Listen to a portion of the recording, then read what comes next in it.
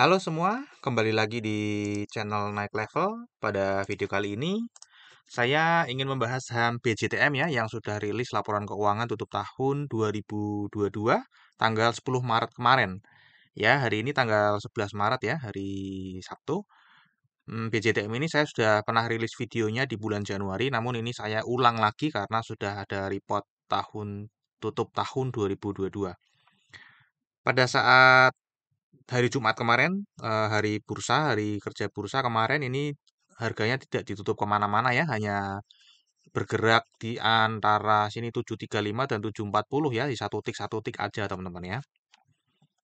Nah ini price performance eh, BJTM selama ini, kalau kita lihat jangka panjang ini sedang floating minus, floating profit sorry, yang negatif hanya kalau teman-teman beli setahun yang lalu dan 1 bulan yang lalu nih sedang negatif ya. Yang lainnya itu positif. Jadi rata-rata yang megang saham BJTM mungkin saat ini sedang floating profit. Hanya sedikit segelintir yang floating minus. Kalau kita lihat year to date price-nya juga sudah naik 4,23% ya. Harga tertinggi di 830 dan harga terendahnya di 675. Ya, jadi ini ya kira-kira di tengah-tengah sedikit mendekati ke atas gitu ya. Oke, seperti biasa nanti kita akan bahas BJTM ini dari sisi fundamental, seasonality, bandarmologi, dan teknikalnya. Kira-kira seperti apa update-nya, karena ini sudah saya pernah bahas di Januari ya. Nah, sebelumnya kita akan bahas dulu corporate action terdekat, ya, bahwa ini akan ada RUPS.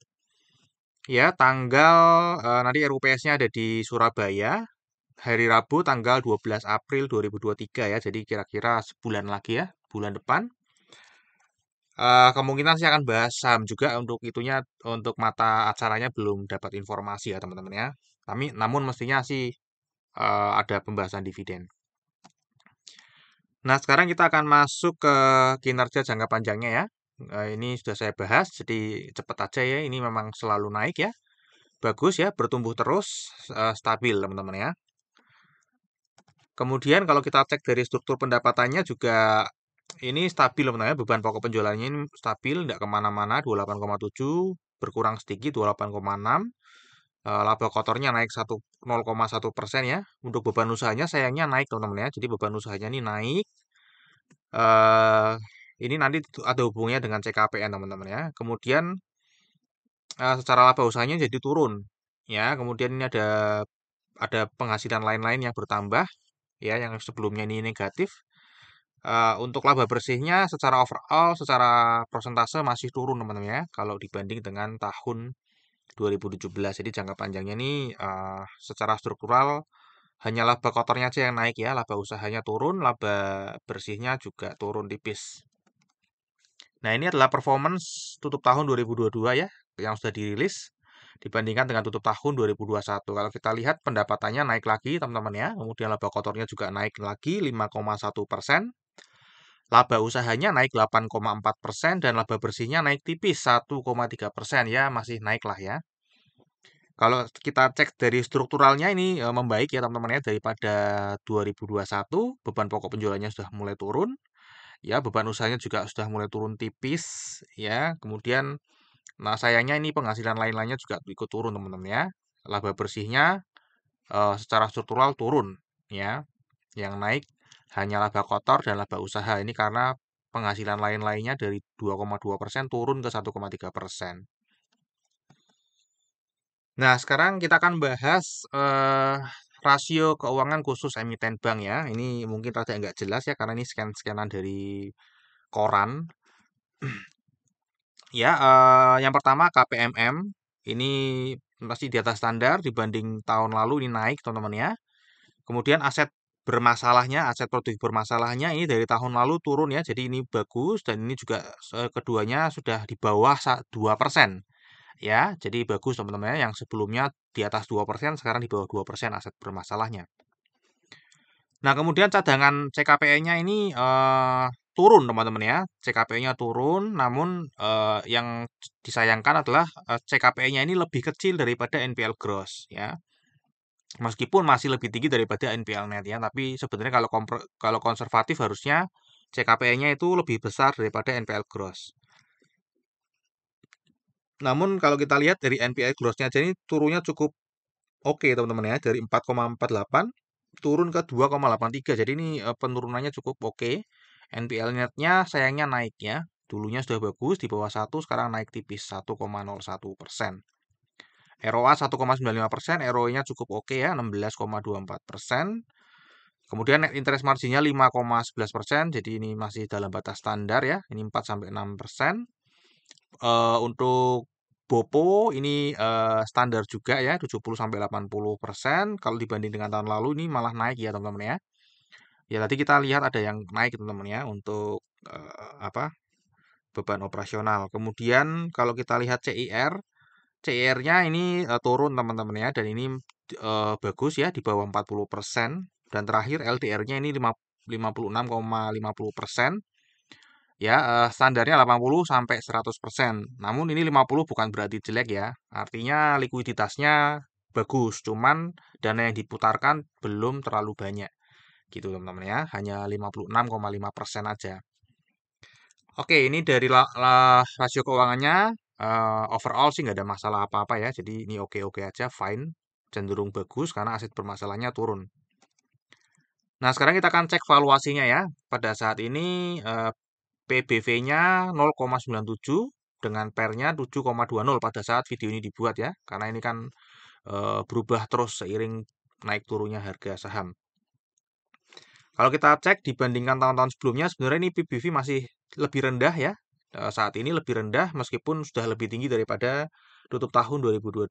PER-nya pun juga sama. Ini rata-rata di sini-sini aja sih ya teman-teman ya, nggak jauh-jauh ya. Ini sahamnya tidak terlalu berfluktuatif dari valuasinya, stabil. Kemudian kalau kita cek dari ROE-nya ini 13,48%, kita bayarnya di 0,97. Ini ada beberapa yang tanya ya, kok bisa? Itu ya. Jadi saya jelaskan singkat aja, ROE itu kan equity-nya kan equity perusahaan ya teman-teman ya. Equity perusahaan itu kan hitungnya pakai book value, book value-nya perusahaan. Berapa book value-nya perusahaan itu apa return-nya EPS-nya dibagi book value. Sedangkan kita kalau membeli sahamnya di harga book value-nya 1 ya berarti ROE-nya sama dengan ROE perusahaan. Namun kalau kita bayar bayar harga sahamnya itu misalnya 2 kali dari book value, maka ya equity-nya kita 2 kalinya teman-teman ya. Jadi gitu kira-kira. Jadi sederhananya gini aja. ROE tinggal dibagi dengan book value itu adalah ROE secara kita ya. Jadi kalau misalnya ini ya 13,48% dibagi 0,97 dibagi 0,97 sorry, itu hasilnya adalah 13,89. Jadi kalau kita beli di harga saat ini harga 7 berapa tadi, 740 ya atau 720, sorry harganya berapa tadi lupa, 740 ya. Kalau kita beli di harga 740 maka EPS-nya dibagi dengan harga belinya kita dong 740, bukan dibagi dengan book value ya, kira-kira seperti itu. Jadi ROE secara kita itu adalah 13,89, lebih tinggi daripada ROE-nya perusahaan. Kenapa? Karena kita belinya di harga diskon 3%. Nah, ini saya bilang wajar ketika ROE-nya adalah 10-15% dan saya bilang mahal kalau ROE-nya di bawah 10%. Tentu saja dong, kita membeli perusahaan yang kasih return ke kita di bawah 10% per tahun itu mahal ya. Itu tergantung masing-masing orang sih ya. Kalau buat saya itu mahal. Kalau 10-15% itu wajar, di atas 15% itu baru keren ya. Punya perusahaan yang memberikan return setiap tahunnya di atas 15%. Ya, oke. Jadi kira-kira itu ya saya jelasin sedikit di sini. Jadi ini valuasinya wajar teman-teman ya. Kalau ini ya, karena tadi 13,48 dibagi 0,97 hasilnya adalah 13,89. Jadi masih antara 10-15%. Nah, sekarang kita akan masuk ke dividen. Ya, ini rutin bagi dividen, yield-nya 7,04%. Ini juga berubah-ubah sesuai dengan harga kondisi saat ini ya. Kemudian ini EPS-nya sudah keluar ya, sudah keluar. Dan kalau kita lihat di sini kira-kira teman-teman ya, 103 EPS-nya dibagi dengan 740. Nah, ini adalah perhitungan tadi kita teman-teman ya. Ini adalah perhitungan tadi yang di sini ROE dibagi PBV. Itu nyambungnya nanti ke sini ya. EPS dibagi dengan harga belinya kita. Kalau ROE itu EPS dibagi dengan book value. Nah, kita tuh kan equity-nya kan sama dengan harga uang yang kita keluarkan kan ini ya, bukan equity perusahaan ya. Jadi nyambungnya ke sini ya. Nah, ini 51, ini prediksinya kan biasanya bagi 50% gitu ya, bagi 50%, sehingga kira-kira 51 di harga saat ini ya 6,9% ini forecast-nya. Nanti kira-kira di bulan Mei ya, Mei sampai Maret, ini Maret lewat ya. Tadi kita lihat RUPS-nya bulan April, jadi kemungkinan ini akan dibagikan Mei ya. Nah, ini nyambung lagi ke sini teman-teman ya. Tadi bulan Mei adalah come date-nya dan ini sudah pasti negatif, pasti drop. Jadi teman-teman belinya adalah di bulan Maret dan April sebelum bulan Mei.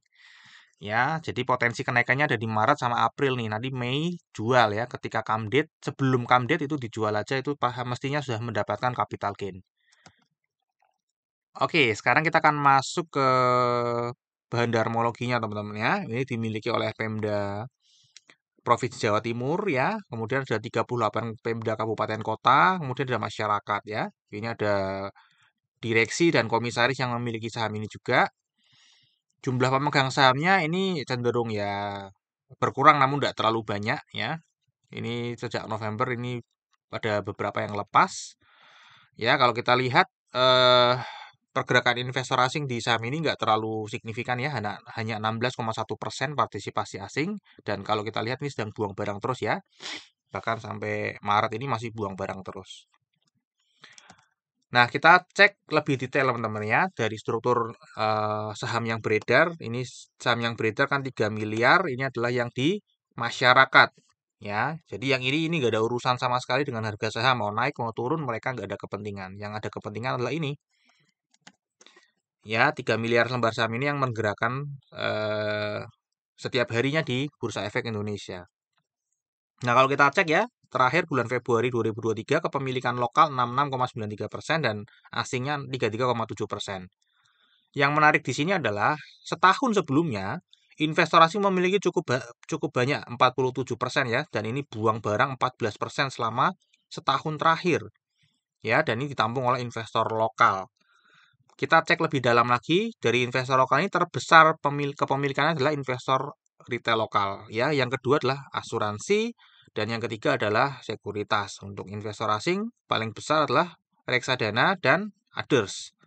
Ya, yang ketiga adalah dana pensiun.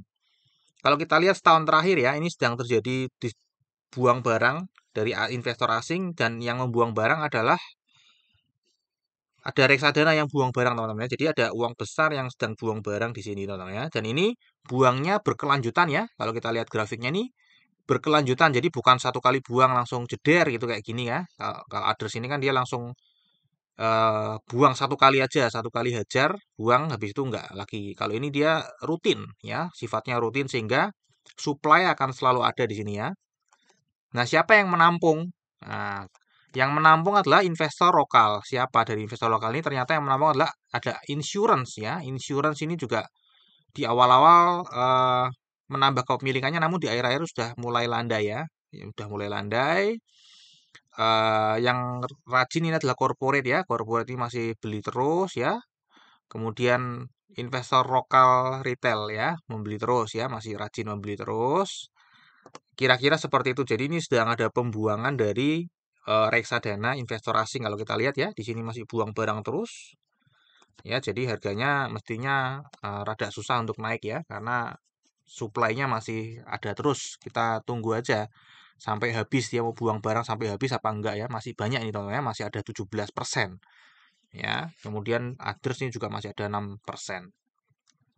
Oke, itu kira-kira teman-teman ya dari BCTM.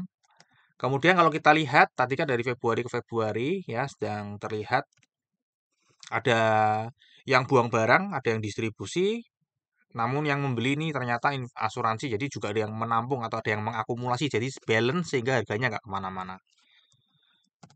Nah, kalau kita lihat 1 sampai 10 Maret, itu kalau kita lihat di sini sedang terjadi big distribution ya, kalau di brokernya. Kelihatan di sini teman-teman ya, ada yang buang barang nih jauh lebih dominan yang buang barang daripada yang beli ya. Yang beli lebih tersebar, lebih merata.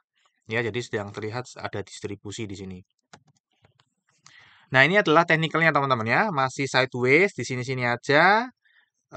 Di Januari saya sudah menganalisa, sudah coret-coret ya, bukan menganalisa, sorry, sudah coret-coret. Itu coret-coretan saya ya, dan waktu itu ada di sini harganya ya. Nah, waktu itu ada di sini harganya. Saya prediksikan naik ke 738, kemudian turun, namun ini sudah naik 78, namun masih sideways di sini. Jadi saya masih sama aja teman ya. Kemudian dia akan turun lagi dulu ya. Sideways, kemudian nanti bulan itu baru naik ya. Bulan apa? Tadi menjelang come date ya, Mei apa-apa ya, harusnya di sini ya. Tapi ini grafiknya salah ya. Kira-kira bulan Mei nanti akan naik teman-teman ya. Oke, ini dari analisa teknikalnya, kemudian yang terakhir kita akan bahas risamnya. Ya, tadi kinerja jangka panjang naik, kinerja jangka pendek naik, valuasi wajar. Ini rutin bagi dividen dengan forecast-nya 6,9%. Itu nanti estimasi di bulan Maret ya, karena RUPS-nya di bulan April. Ya, seasonality tadi ada potensi naik di Maret dan April ya, sebelum ada pengumuman dividen ya. Jadi kalau sudah diumumin dividen nanti di RUPS April, ya kemungkinan harganya sudah naik kemungkinan ya teman-teman ya. Secara bandarmologi Februari ke Februari ada yang akumulasi tadi ya, insurance, tadi ada yang buang barang, namun ada yang mengakumulasi. Jadi big money ke big money ya, sehingga harganya tidak naik atau tidak turun. Jadi di situ-situ aja. Untuk 1 sampai 10 Maret ini sedang terlihat distribusi dari broker summary. Untuk teknikalnya ini masih sideways aja teman-teman ya. Dan terakhir disclaimer ya. Jadi video analisa yang saya paparkan di YouTube ini adalah analisa saya pribadi yang tentunya juga bisa salah. Silakan teman-teman bijaksana dalam menggunakan informasi yang saya sharing di video ini ya. Silakan bandingkan dengan konten-konten kreator yang lain yang banyak sekali ya membahas analisa BJTM juga. Dan sampai di sini dulu video saya. Terima kasih. Sampai jumpa di video saya yang berikutnya.